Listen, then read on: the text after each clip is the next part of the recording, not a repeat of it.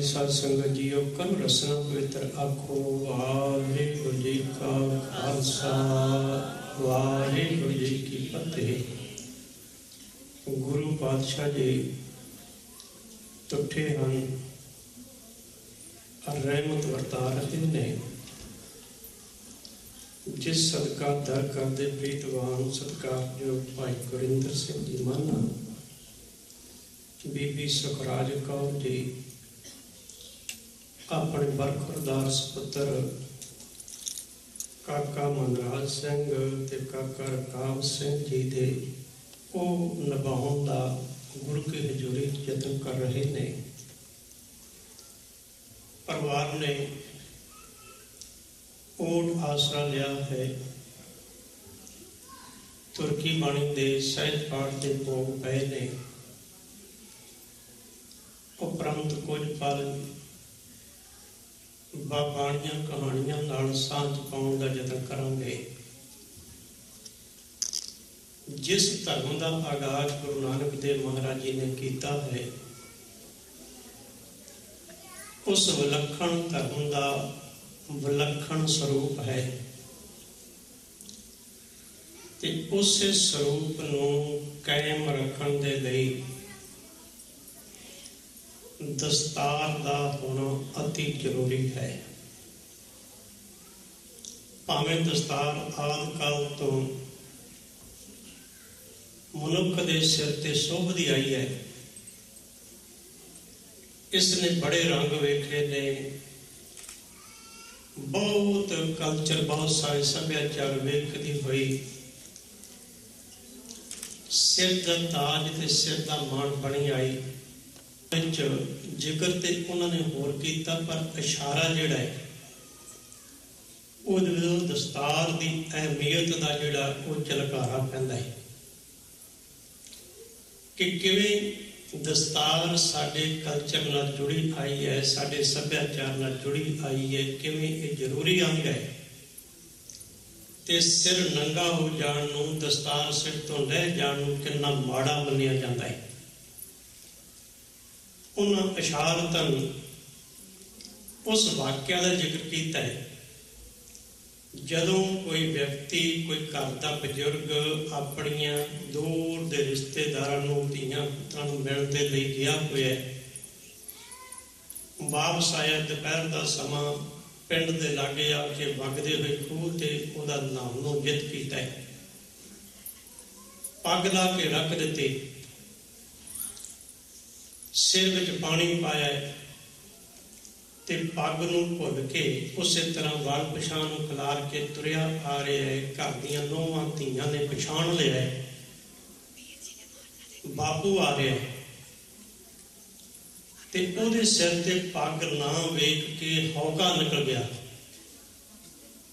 सुख होवे सही, बापू नंगे सिर आ गए, काना फूसी शुरू हुई, एक दूजे नाल विचार शुरू हो गए कि जरूर कोई ना कोई माड़ी खबर है, रिश्तेदारों च गया सी, उत्थे कोई ना कोई जरूर मर गया होएगा। नंगे से बापू आने का मतलब रोना पिटना पै गया। आंढ गुआंढ के लोग आ गए, रोंदियां वेख के वो भी नाल रलदे गए। बापू ने वेख्या घर में कोई रोन पिटना पिया होया, वो भी आके ते ज्यों दा त्यों नाल रल गया ते रोना शुरू कर दिता। नैण आ गई, पुछण लगी मैं हुण अलाणी चुकनी है, अलाणी पाउणी है, किहदे नां दी पावां? ते घर दी सियाणी नूं पुछिआ, बीबी नूं पुछिआ, कहण लगे सौहरे नूं पुछो कि कौन मर गया, किहदे नां दी अलाणी पाई जाए। ते सौहरा उन्होंने वेख के रो रहा, उन्होंने वेख के रो रहा। कावां रौली का जिक्र भाई गुरदास जी ने अपनी सवार विच कीता है। ठंडे खूह तो नहाए के पग विसार आया सिर नंगे। भाव यह है कि नंगे सिर नूं पंजाबीयत ने कदी प्रवान नहीं सी कीता। गुरमती तो गल ही वखरी है, पर मैं हैरान हो जाना है। एक गुरुद्वारे प्रचार करता करता न्यूजीलैंड का वाक्य है, तो उत्थे मैं बैठा होया एक बच्चा बड़ा छोटा जिहा अपनी मां की गोद में रुड़ के मेरे वाल आ गया, प्यारा लगा। उस बच्चे मैं गोदी च लैन का यतन किया, उन्हें मेरे नाल चाव किया, मैं चुप के गल वकड़ी में लै लिया।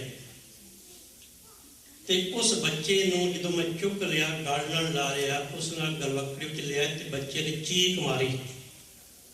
सुभावक है, छोटा बच्चा हाथ भी पछाण लैंदा है, अपना बेपछाणा व्यक्ति को चुक ले तो कुदरती रोना बात है। मां भजी भजी आई ते आके जिहड़े उसने वचन कहे ने वो मेरी कौम की अवस्था का हालात का जिक्र करते हैं, बयान करते हैं। वो वचन मैंने कभी भुले नहीं। वो आके जान तो कहती बाबा जी इन्हें तुहानू ओपरापन करके ते चीख मारी। मैनू कह लगी बाबा जी तुहाडी पग नूं वेख के ते बच्चा डर गया। हुण साडे बच्चे साडी पग नूं वेख के डर लग जाण ते गुरमत विचारधारा का वो सिद्धांत कित्थे जाएगा। सिख दा सिर लै जांदा सी लेकिन पग नहीं सी लैंदा। गुरमत विचारधारा में जिस जिक्र करिए सच्चे पातशाह भाई गुरदास जी के समय में जहांगीर की पग नूं जदों गुरु के ढाडियां ने तशबीह दे के गुरु नानक गुरु अंगद गुरु हरगोबिंद साहिब महाराज की पग नाल ते इह इशारा सानूं समझाउण दा यतन कीता सी। हे सच्चे पातशाह पग तेरी की जहांगीर दी, सच्चे पातशाह तेरी पग दे सामने जहांगीर दी पग की है। गुरु सवारियो आनंदपुर साहिब की यात्रा करन जाते हो कि उत्तों कुछ वेख के आया, वो वारी तुसीं उस तरह आ जाने जिस तरह के जाने। हाँ उत्थे गुरुद्वारा दमालड़ा साहब बनया, केसगढ़ के बिल्कुल नाल है, कोई संगतां दर्शन किए होंगे। साहिबजादे खेडते सन होरना बच्चों के नाल ते खेडते खेडते सब तो छोटा साहिबजादा बाबा फतेह सिंह वो भी आके उन्होंने बच्चों खेडन का यतन कर लगे। ते दूजे बच्चे क्योंकि थोड़े जे वड्डे सन ते उसनूं खेडन दिता, जा तू छोटा है, तू अजे साडे जिद्दा नहीं होया, तू नहीं खेड सकता। कह लगे ये वाकया सुन के वो बच्चा घर गया ते अंदर जाके एक दस्तार सजाई, वो उपर दूसरी सजाई, वो उपर तीसरी सजाई, लम्मा जिहा दमाला सजा के ते आ गया। कहने लगा भाजी हुण मैं बड़ा हो गया, हुण मैं खेडण योग हो गया। जितों निहंग सिंघां की प्रथा प्रारंभ हुई, निहंग सिंघां की प्रथा में फरा होता है दमाले में, वो हर गुरसिख नूं नहीं नसीब होंदा। ਉਹਦੀ रस्म है, 5 गुरसिख उस वक्त करते हैं, वह पिछला जीवन वेख के अमृतधारी गुरसिख नूं तां के और जिसनों वो फर्रा जिहड़ा सिर ते झूलदा है, वह मतलब होंदा है कि एक गुरु का सिख है, इनू निशान साहब की लोड़ नहीं, ये निशान साहब का फरा के आटोमैटिकली दस्तार दे विच है, ये सिर किसी अगे झुकेगा नहीं जिन्ना चिर तक सलाम होता है। गुरु सवारो जिसने दस्तार की अहमियत नूं समझ लिया जी। हिंदुस्तान के पंजाबी कल्चर विचों आपां जिक्र करिए तां बादशाह अकबर के समय का जिक्र आता। महाराजा प्रताप सिंह बागी हो गया, उन्हें ईन ना मनी, घर-बार छड्ड के जंगलों में चला गया, बड़ी रुखी सुखी खा के आप चंगी तरह इतिहास में पढ़ने वाले जानते हैं। वो कोई कवि गया, कवि ने कविता सुनाई, उन्हें सरकार शायद दस्तार भेंट की, उस दस्तार को सिर ते सजा लिया तो कह लगा ख्याल रखी ये महाराजा प्रताप सिंह की दी हुई दस्तार है। वो कवि किते कवि दरबार बादशाह अकबर के दरबार पहुंच गया तो जाके सलाम ना की, पूछा गया क्यों, कह लगा बादशाह महाराजा प्रताप सिंह की दी हुई दस्तार तेरे अगे चुकन नहीं देती, क्योंकि उस बादशाह उस इज्जत वाले इंसान की दी हुई दस्तार। गुरु सवारियो साडी दस्तार तो सानू कलगीधर पातशाह ने दी हुई, ओदी दस्तार एक पातशाह भी चुकती नहीं। तो जे साडी पग दर दर ते थां थां ते चुकन लग जाए तो समझ लो भुल जाने कि कलगीधर पातशाह की दस्तार नहीं, एक कपड़े बन्नी बैठते हैं। गुरु पातशाह रहमत वरता दे बहुत जरूरी नुकता है। असी सालाना जिहड़ियां परेडां कढदे दा मतलब हुंदा है कि अपनी प्रदर्शनी करनी, अपनी बहुतात का प्रभाव दूसरों से पा देना। गुरु साहिब कलगीधर पातशाह ने सानू वखरा स्वरूप दिता। जिन्ने असी अपने आप को सिंह अखवाउण वाले हैं ना, जे हर वक्त हर थां ते जिथे भी हाँ दस्तार सजा के तुरे फिर गए ना, तो साडी बहुतात अपने आप ही लखां विचों दिसण वाली है। असी आप ही लुकाउण दा यतन कर रहे। मैं तो हैरान हुंदा ਆ ਜਿਹੜੇ ਬਾਹਰ ਸਿਰ ਕੱਜਣ ਲਈ ਪਟਕੇ ਦਾ ਪ੍ਰਬੰਧ ਕੀਤਾ ਹੁੰਦਾ ਨਾ ਗੁਰੂ ਸਵਾਰਿਓ, ਕਿ ਪਹਿਲਾਂ ਦੂਜੀਆਂ ਕੌਮਾਂ ਦੇ ਲਈ ਜਿਨ੍ਹਾਂ ਨੂੰ ਸਿੱਖੀ ਨਾਲ ਕੋਈ ਸੰਬੰਧ ਨਹੀਂ, ਦਰਬਾਰ ਸਾਹਿਬ ਦੇ ਦਰਸ਼ਨਾਂ ਲਈ ਲੋਕ ਆਉਂਦੇ ਸਨ ਤੇ ਉਹਨਾਂ ਦੇ ਸਿਰ ਕੱਜਣ ਲਈ ਪਟਕਿਆਂ ਦਾ ਪ੍ਰਬੰਧ ਕੀਤਾ ਹੁੰਦਾ ਸੀ। ਮੈਂ ਤੇ ਹੈਰਾਨ ਹੁੰਦਾ, ਹੁਣ ਸਾਨੂੰ ਆਪਣੇ ਹੀ ਬੱਚਿਆਂ ਦੇ ਸਿਰ ਕੱਜਣ ਲਈ, ਆਪਣੇ ਹੀ ਬੱਚਿਆਂ ਦੇ ਸਿਰ ਕੱਜਣ ਲਈ ਸਾਨੂੰ ਦਸਤਾਰਾਂ ਦਾ, ਪਟਕਿਆਂ ਦਾ ਪ੍ਰਬੰਧ ਕਰਨਾ ਪੈਂਦਾ ਹੈ। ਸੁਚੇਤ ਹੋਈਏ, ਆਪਣੇ ਬੱਚਿਆਂ ਨੂੰ ਦਸਤਾਰ ਨਾਲ ਬਿਲਕੁਲ ਸਹੀ ਮੌਕੇ ਤੇ ਜੋੜ ਦਈਏ। ਵਰਨਾ ਬਹੁਤੀ ਵਾਰੀ ਕੀ ਹੁੰਦਾ, ਜੋ ਹਾਲਾਤ ਨੇ ਸਾਡੇ ਸਮਾਜ ਦੇ, ਸ਼ੀਸ਼ਾ ਹੈ ਸਾਹਮਣੇ, ਬੱਚਾ ਸਿਰਫ ਵਿਆਹ ਵਾਲੇ ਦਿਨ ਪੱਗ ਬੰਨ੍ਹਦਾ ਹੈ, ਉਹ ਵੀ ਕੁਝ ਸਮੇਂ ਦੇ ਲਈ ਲਾਵਾਂ ਹੋ ਜਾਂਦੀਆਂ ਨੇ ਤੇ ਬੱਚਾ ਕਿੰਨਾ ਚਿਰ ਗਾਇਬ ਰਹਿੰਦਾ। ਲੋਕ ਉਡੀਕਦੇ ਨੇ ਵੀ ਪੈਲਸ ਦੀ ਉਸ ਕੁਰਸੀ ਤੇ ਬੈਠ ਤੇ ਸ਼ਗਨ ਦੇ ਕੇ ਜਾਣ ਦਾ ਯਤਨ ਕਰੀਏ, ਤੇ ਕਿੰਨੇ ਚਿਰ ਬਾਅਦ ਉਡੀਕ ਕਰਨ ਤੋਂ ਬਾਅਦ ਪਤਾ ਲੱਗਦਾ ਹੈ ਕਿ ਬੱਚਾ ਗਿਆ ਹੋਇਆ ਆਪਣੇ ਮੂੰਹ ਨੂੰ ਸਵਾਰਨ ਦੀ ਦਸਤਾਰ ਲਾ ਕੇ ਤੇ ਉਹ ਆ ਕੇ ਸਟੇਜ ਤੇ ਬਹਿ ਜਾਂਦਾ। ਇਹ ਸਾਡੇ ਹਾਲਾਤ ਬਣੇ ਹੋਏ ਨੇ। ਗੁਰੂ ਸਵਾਰਿਓ, ਦਸਤਾਰ ਸਾਡੀ ਇੱਜ਼ਤ ਹੈ, ਪੱਤ ਹੈ, ਮਾਣ ਹੈ, ਸਤਿਕਾਰ ਹੈ, ਧਰਮ ਹੈ, ਤਾਜ ਹੈ। ਜੇ ਦਸਤਾਰ ਨੂੰ ਵਿਸਾਰ ਬੈਠੇ ਤੇ ਆਪਣੀ ਹੋਂਦ ਖਤਰੇ ਵਿੱਚ ਪੈ ਜਾਂਦੀ। ਬੜੇ ਦੇਸ਼ਾਂ ਤਾਈਂ ਮੋਰਚੇ ਲਾ ਕੇ ਦਸਤਾਰ ਦੇ ਸੰਬੰਧ ਵਿੱਚ ਸਾਨੂੰ ਬਹੁਤ ਵੱਡੇ ਸੰਘਰਸ਼ ਕਰਨੇ ਪਏ ਨੇ ਤੇ ਉਸੇ ਦਸਤਾਰ ਨੂੰ ਜੇ ਆਪ ਲਾਉਣ ਲੱਗ ਪਈਏ ਤੇ ਸਾਡੇ ਵਰਗਾ ਬਦਕਿਸਮਤਾ ਕੌਣ ਹੋਏਗਾ।